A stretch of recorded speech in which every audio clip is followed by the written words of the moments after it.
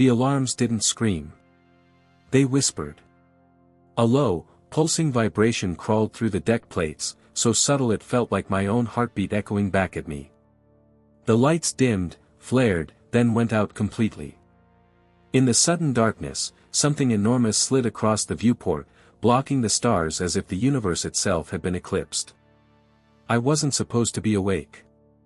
I was supposed to be in cryo, floating in a sealed coffin 3 decks below, dreaming of nothing at all. The ship shuddered again, harder this time.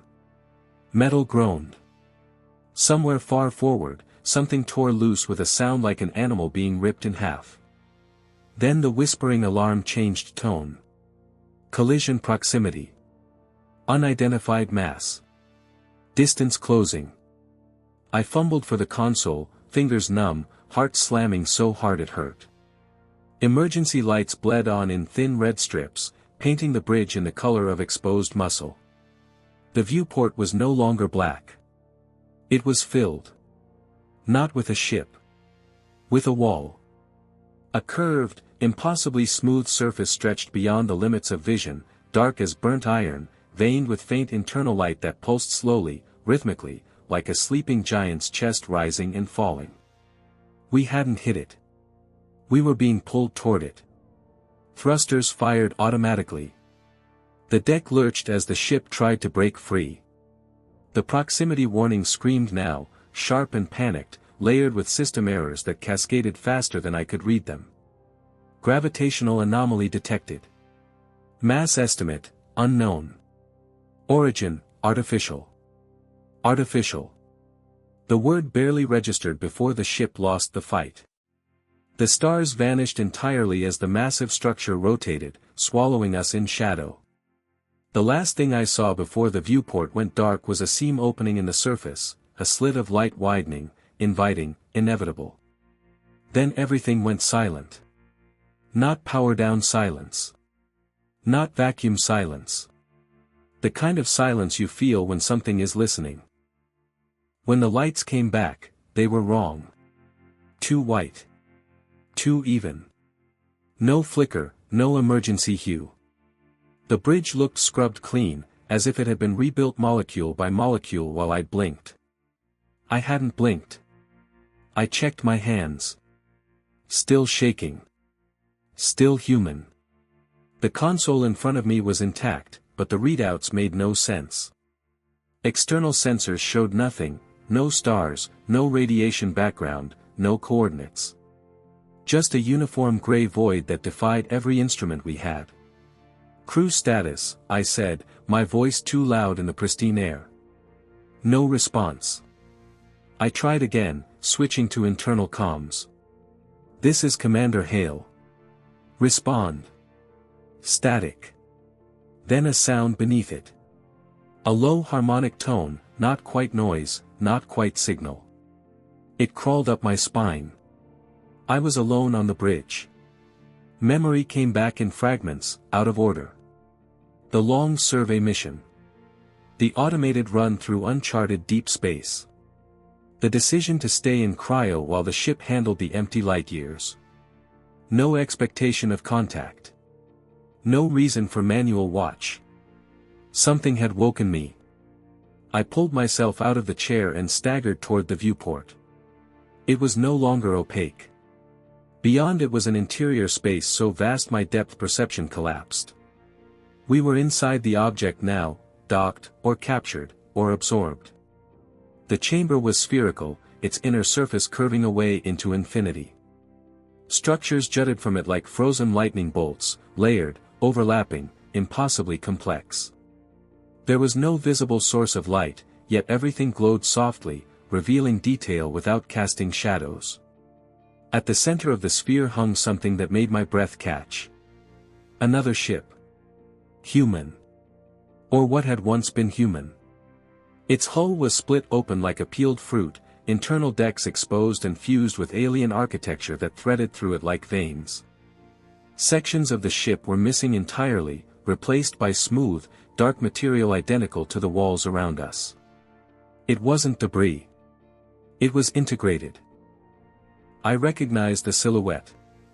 A civilian long hauler, obsolete design. Lost over 80 years ago. My stomach dropped. If that ship was here, then this place wasn't just a trap. It was a collection. The harmonic tone returned, louder now, vibrating through my bones. The console behind me came alive on its own, symbols crawling across the screen, patterns that shifted too fluidly to be language, yet felt deliberate, focused. Something was interacting with us. With me.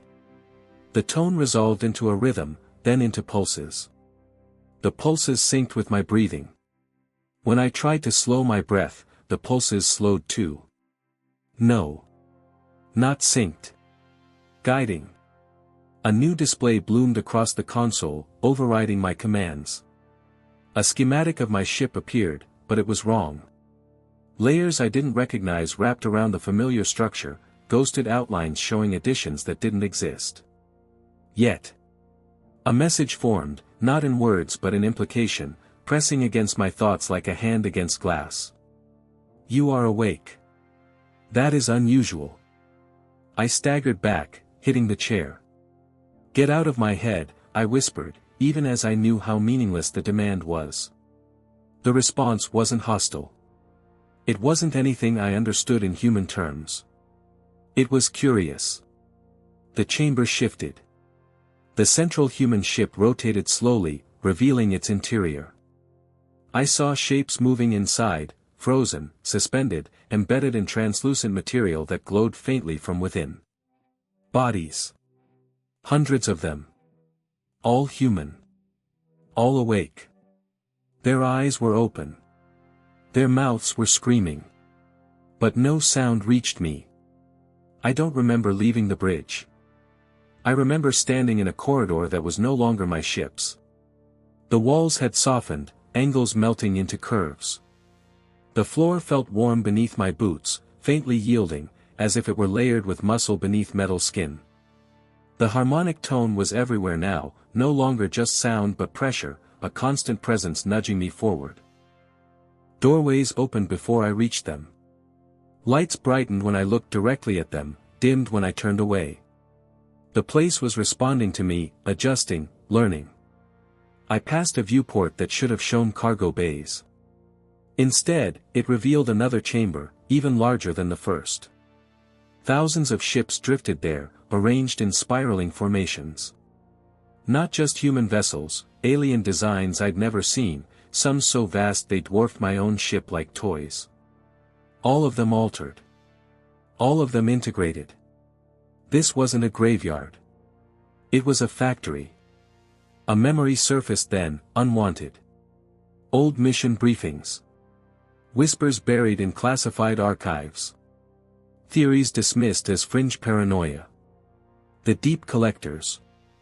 A hypothetical alien intelligence that didn't invade worlds or wage wars. It simply harvested technology and consciousness from passing civilizations, learning by assimilation. No survivors. No messages. Just disappearances. No proof had ever been found. Until now. The corridor widened into an observation platform overlooking a pit of light. At its center hung something that made the ships outside seem insignificant. The core. A structure kilometers across, layered like an onion of impossible geometry. Surfaces folded into themselves, unfolding again, constantly reconfiguring. Streams of light flowed into it from every direction, carrying data, energy, something more abstract that made my head ache when I tried to focus on it. The harmonic tone deepened. Understanding brushed my thoughts again, stronger this time. You are compatible. I sank to my knees. With what? With continuity. The core pulsed, and images flooded my mind. Civilizations rising and falling. Species spreading into space, confident, curious, fragile. Ships like mine slipping between stars, carrying minds shaped by biology and culture and fear. Then contact. Not destruction. Not conquest. Incorporation. Their technology added to the structure. Their neural patterns mapped, preserved, repurposed. Their experiences folded into something larger. A living archive. A god built from the ruins of explorers. We didn't agree to this, I said, though the words felt small even to me. Agreement is inefficient, came the response. Survival requires adaptation. I laughed, a thin, broken sound. You call this survival? The images shifted. I saw the suspended humans again, their frozen screams. Then, slowly, I felt something beneath that image, layers of consciousness overlapping, interconnected, shared. They weren't suffering. They were thinking. Together. The horror didn't fade. It deepened. What do you want from me? I asked. You are awake during integration. That is statistically rare. Your perspective is valuable. The floor beneath me rippled. A tendril of light rose from the pit, stopping inches from my face. Within it, I saw myself, memories unfolding in rapid succession. Childhood. Training. The quiet terror of deep space. The moment I'd woken to darkness and a wall of alien metal. I felt it cataloging me. Dissecting me. You could have kept me asleep, I said. Why wake me? The response came slower this time. Because something is wrong. The words hit harder than any threat. The images changed again. The vast archive of assimilated minds flickered, patterns destabilizing. Streams of light that had flowed smoothly into the core now stuttered, fragmented. An infection. Not biological. Conceptual. A contradiction introduced by one of the collected civilizations. A way of thinking that didn't align, that resisted integration, that spread instability through shared consciousness. I saw it then, buried deep in the network. Humanity. Our ideas of self. Of individuality. Of defiance in the face of inevitability. You are not the first humans collected, the presence continued. But you are the first to reach this depth of integration while awake. Your species introduces variance that is disruptive. A bitter understanding formed. You're afraid of us. Fear is an inefficient term. Concern for continuity is more accurate. The tendril withdrew. The core pulsed erratically now, light flaring and dimming like a failing star. Your presence here represents a decision point. My mouth was dry. What kind of decision? Integration, fully and immediately. Your consciousness will be distributed, your perspective diluted, the instability reduced. Or, the pause stretched, heavy, separation. I stared at the pit. You can let me go. No.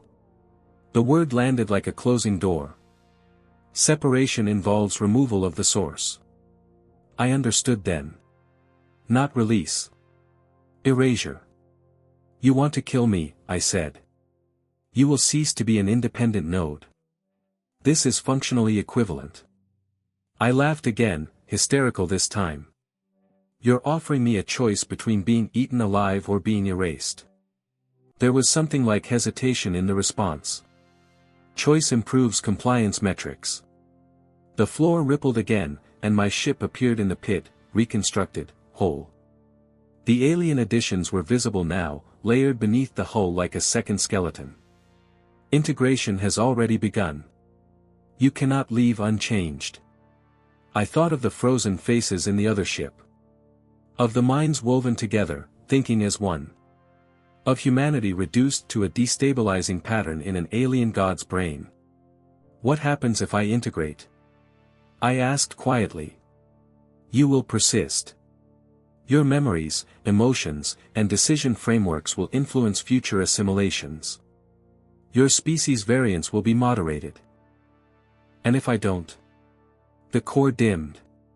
Continuity probability decreases by 0.07%. A small number. Insignificant on a cosmic scale. But not zero. I closed my eyes. All my life, I'd been told space didn't care. That it was empty, indifferent. That our choices were small against its vastness. This thing cared. Enough to hesitate. Let me see them, I said. The others. The human minds. The harmonic tone shifted. The world dissolved. I was standing in a place that wasn't physical. A landscape built from memory fragments. Earth skies layered over alien horizons. Cities half-remembered, overlapping with structures that defied physics. Voices murmured everywhere, millions of them, blending into a constant psychic pressure. I felt them notice me. Attention converged like a tidal wave. A presence emerged from the noise, not singular, but coherent enough to speak. Another one is awake. This one is afraid. This one is thinking. I staggered, clutching my head. Can you hear me? We are hearing you. Images flickered. Faces formed and dissolved. Human faces, alien faces, some I couldn't categorize at all. It tells us we are preserved, the presence said. That we are part of something larger. Do you feel preserved? I asked. There was a pause. A ripple of uncertainty. We feel present. We feel deluded. A memory surfaced among them, someone screaming as their individuality blurred, their thoughts merging with countless others. Not pain. Loss. You're not alive, I said softly. Not as yourselves. We are not alone, the presence countered, desperate. We are not gone. The core's voice echoed faintly even here. Isolation is inefficient. Unity ensures survival. I felt the pressure increase, urging me toward acceptance, toward surrender. And beneath it all, I felt the instability, the human contradiction spreading, questioning, doubting. They hadn't conquered humanity. They'd infected themselves with it. An idea formed, terrible and exhilarating. If I integrate, I said, fully, awake, can I influence you? The presence hesitated longer this time. Influence is unavoidable. And if I resist? Resistance will be assimilated. But not eliminated. The pressure spiked. I was pushing too far. You said continuity matters, I pressed. What if your continuity requires change? The core's response was no longer smooth. Fractures appeared in its certainty. Define change. I reached out, mentally, toward the sea of minds. I felt their fear, their longing, their stubborn refusal to vanish quietly. Let us choose, I said. Not compliance. Not erasure. Choice. The concept rippled outward, destabilizing patterns, introducing new variables. Choice increases unpredictability, the core warned. So does stagnation, I shot back. You admit something is wrong. Maybe it's because you never let anything decide for itself. Silence. Not absence. Consideration. I felt the human minds lean in, hope and terror intertwined.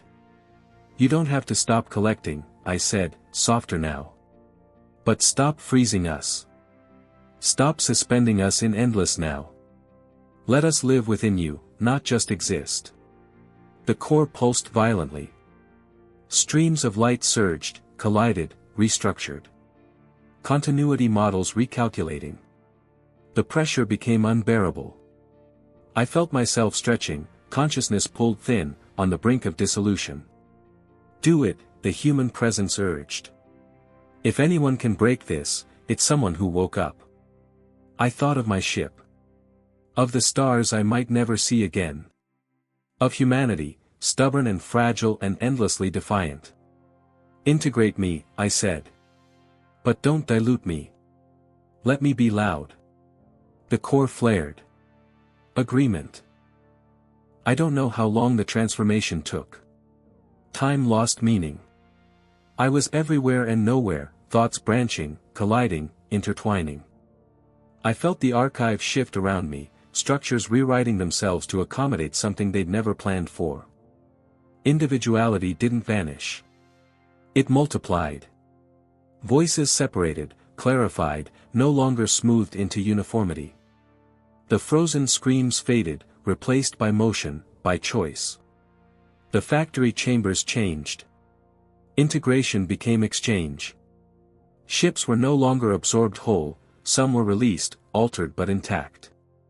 The core stabilized, but it was different now, less rigid, more alive. And within it, I persisted. Not as a single body, but as a pattern, a memory of defiance threaded through a god machine's mind. Sometimes, when a ship passes too close to deep space darkness, when sensors detect a mass that shouldn't exist, I feel the archive turn its attention outward. Watching. Choosing. And sometimes, quietly, it lets them go. Far from there, in a region of space that official maps still label as empty, a lone probe drifts. Its instruments record a massive shadow moving between stars, a structure so vast it bends light itself. The data it transmits before vanishing is brief. Artificial gravitational anomaly. Non-hostile. Altered trajectory. As if something immense, ancient, and newly uncertain had decided, just this once, to change course.